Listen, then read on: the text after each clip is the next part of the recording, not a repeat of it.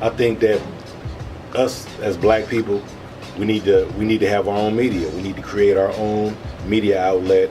That way, the stories that we need to be told is told the right way. You know what I'm saying?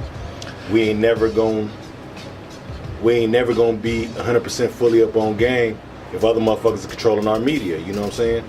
Your media is very important to your people because it controls the information that gets spread throughout the village. And if the information that's coming through the village is a lie, then the people is going to be brought up and living in lies. You know what I'm saying? A lot of people got good ideas. You know, everybody got an idea about something.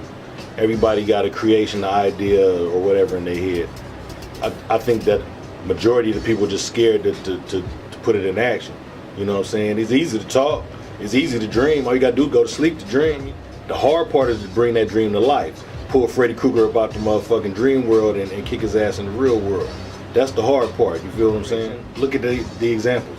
Dr. Dre's, the Ice Cubes, the Jay-Z's, the Master P's, the Birdmans, you know what I'm saying? And I say cats like Master P, for instance. You got a young black dude, grew up in poverty, grew up in Louisiana, where, you know what I'm saying, I'm pretty sure the housing projects is probably worse than the ones out here. You know what I'm saying? And, you know, grew up in the streets, getting his money out in the streets, flipped that money and turned that shit into a $400 or $500 million enterprise. That's legendary. You can Google Master P 20 years from now, and you still gonna know who he is. You know what I'm saying? That's, like I say, that's a brother that came from the ghetto, from the hood. I remember he had the record shop in Richmond, No Limit Record Shop in Richmond. For all y'all OG cats that remember that. You know what I'm saying? And that man, you know, he built that shit from the ground up and did that shit the way he's supposed to do that damn thing. You know what I'm saying? E40 out there pushing liquor right now. He in a whole nother business. He using the rap, what he say in the music.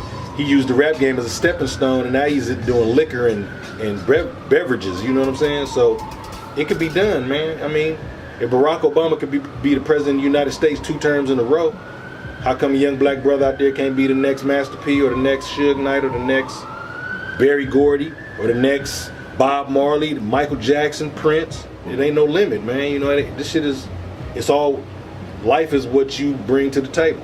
If you ain't bringing shit to the table, that's what the fuck your life gonna be. Your life ain't gonna be shit. My name is Kapone nowadays. You know what I'm saying? I rap group Toatally Insane. I'm from East Palo Alto, California. 2.5 square miles, 30,000 people, you know what I'm saying? You know, we dropped our first album in '91, direct from the back streets. Our second album came in 1993, Going Insane. Our third album came in 1995, Backstreet Life. Now our first 3 albums was on Intermittent Records. They was out of Oakland, California, you know what I'm saying? Other groups like RBL Posse, IMP, Dre Dog, even Master P was on Intermittent Records. That's how we met Master P. And eventually did the West Coast Bad Boys in 1994. After leaving Intermittent Records in 1995, we did 2 more group albums with Toatally Insane. The self-titled album came out in 1997, Toatally Insane. And our last group album with Toatally Insane came out, The Game of Life came out in 2001. After that, I did you know what I'm saying, I went on vacation for about 6 years, went to federal prison. I came home in 2007. I released a solo album in 2008 called The K-Word. Google add Kapone The K-Word, which was my first solo album ever. In 2010, I dropped my second solo album, which is called Kingpin, The 6-Year Theory. I did it all with my own money. All, you know, saying, got production from my family, Stagmata, Dajin, Code 187 from Above the Law. Shout out to Code 187 Above the Law. My man TC. Got features from Black Sea, Ballhead, Rick SB, Equipto. A lot of people showed me love, man. Like I said, I did it all on my own, did it all on my own. 2011, I put out another group album called The Insane Empire, The Rise of the Empire, which is the label that me and Mack 10 started in 1998. The Insane Empire, been established since 1998. Far as my man, $10 man, Mack 10, he ain't really rapping nowadays, man, but you know, he's still rapping that TIE, man. We got catalog, you know, we got a long history of catalog. And he just ain't into rapping right now, you know what I'm saying? Well, when we first started off with direct from the backstreet, his name was Mack 10 and Al Kapone. Around 1990, I'm gonna say 94, 95, in between us releasing our third album, Backstreet Life, we were kind of going through some stuff with the label. You know, we was trying to, it was our last album with the label, so we was kind of like planning our departure from the label. And during that time, Mack 10 from LA dropped with the Faux Life and, you know, with Ice Cube, West Side Connection. That kind of created a conflict for us because the Mack 10 that was in my group been Mack 10 since 1991. But the Mack 10 that came out from LA blew up bigger. You know, he came out to a bigger stage. I mean, being with Ice Cube, it was never no legal talk. It was never no the other Mack 10 getting at us or nothing. But my boy just felt that, you know what I'm saying, with old boy getting a bigger push at the time, that he felt it would be better for him to change his name to $10. You know, I disagreed with it. You know what I'm saying? I mean, it wasn't that I didn't like the name. The name was cool, but I felt that my Mack 10 in my group was out before him, so if anybody should change their shit, it should be other niggas should change this shit. True. You know what I'm saying? But like I said, Cube and Mack 10 never got at us. It was never no problem, nothing like that. I felt that my nigga should have battled the nigga for the name, you know what I'm saying? Got on some type of platform, whether it be a song or whatever, and battle for the name, you know what I'm saying? I think that would have been something nice for the culture, and you know, but it never transpired. No, I heard the myths out there that both Mack 10s battled and yada yada this and yada yada that, but that never happened. We never met Mack 10 from LA. Shout out to Mack 10 from LA. Shout out to Ice Cube, Dub C, West Side Connection. Oh yeah. There's a few new cats that got my ear. I'm liking Mozzie. I'm loving Kendrick. I think Kendrick is the king of the new school right now. Kendrick, J. Cole. A lot of this shit is cool, you know what I'm saying? A lot of the down south cats is coming with the mumble rap shit, and the beats is slapping and shit, and the niggas got a nice flow, but some of them ain't really talking about nothing, you know? I'm from the era where I need something. Some of the dress code is a little bit off, a little different than what I'm used to. I'm from a different time, you know, I'm from the Wild Wild West, so, you know, we ain't really, you know, I ain't really into the feminine dress type shit. I ain't really into that, you know, I'm a man's man. I'm a manly man, I don't even rock jewelry if you can see. You know, I'll get up and go.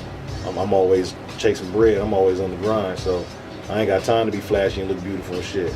My car outside primer, I ain't even got no paint on that motherfucker. I ain't got time for that. You feel what I'm saying? I got an 88 Chevy Malibu wagon, man, but that motherfucker ain't even painted, but I gotta tell you what, you pull up on the side of that motherfucker at the light, you might have to turn over your pink slip.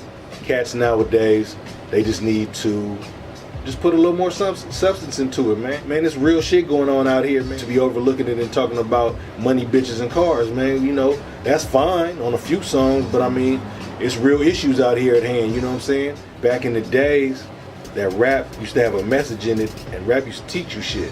A lot of shit that I learned from in the game came from rap music, you know what I'm saying?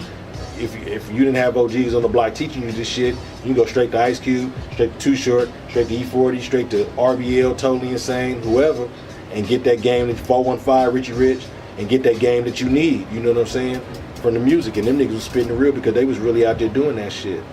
And I feel that nowadays, cats is exaggerating shit a lot, but ain't really explaining shit. You feel what I'm saying? They telling you they got the Bentley and the millions and all this shit, but nigga, how did you get that? What did you have to go through to get that?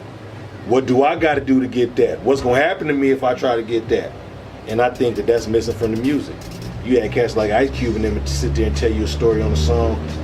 For all you youngsters out there, Google this song. Ice Cube, Summer Vacation off his Death Certificate album. In that song, he explained to you how niggas from California had to plug with the dope and was taking that shit down to St. Louis and down south and putting niggas on. But while they was handing them niggas out sex, they was saying, nigga, you know I'm a Crip. You know I'm a Blood. So if you take this motherfucking sack, nigga, this is what you representing now. And niggas was not only passing out dope, but they was passing out the gang culture too. And that's why you got Crips and Bloods and shit down south when it all originated from LA.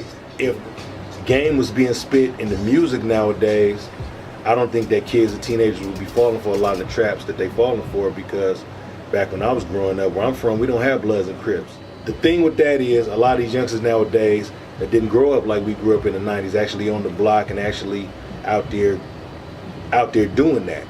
Times is different nowadays. Motherfuckers ain't really on the block like we was nowadays, but you got these young kids that in high school that could get on iTunes or get on YouTube and Google YG or Mozzie and listen to them niggas on their Blood this or Bompton this and Bick and Back being booed. You feel what I'm saying? And they think that that shit is nice because YG spitting that shit on a funky ass beat. And he talk about Big and Back being Boo and Boo Bomb and Collective and all that shit. And then they go out to the neighborhood and they say that shit to the wrong nigga. They say that shit to a nigga that's rocking that blue flag. Nigga, I'm just big and Back being Boo Bomb and Collective. And that nigga with that blue rag pull that thing out like, nigga, what you say to me, cuz? What you gonna say, my nigga? You know what I'm saying? You gonna live that shit that you listening to? You gonna let YG write your ass a check that you can't cash? Or you gonna use your motherfucking mind and know that YG shit is just entertainment? That's just a category of hip hop. You feel what I'm saying? If you ain't really about that shit, don't fuck with it.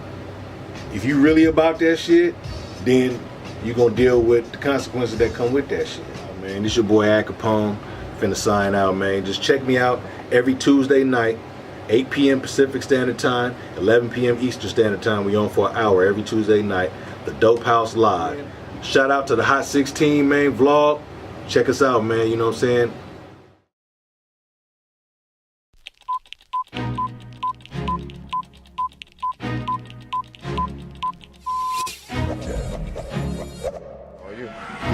Tone Loc in the building, man. Tree Lean is what it is, man. If you ain't knowing about it, find out about it. Dial in, find the club nearest you, get a sip of that shit, because it's about it, man. Everything TL, Thiz Latin, Tone Loc, and Tree Lean. Get behind it, man. Thiz or die.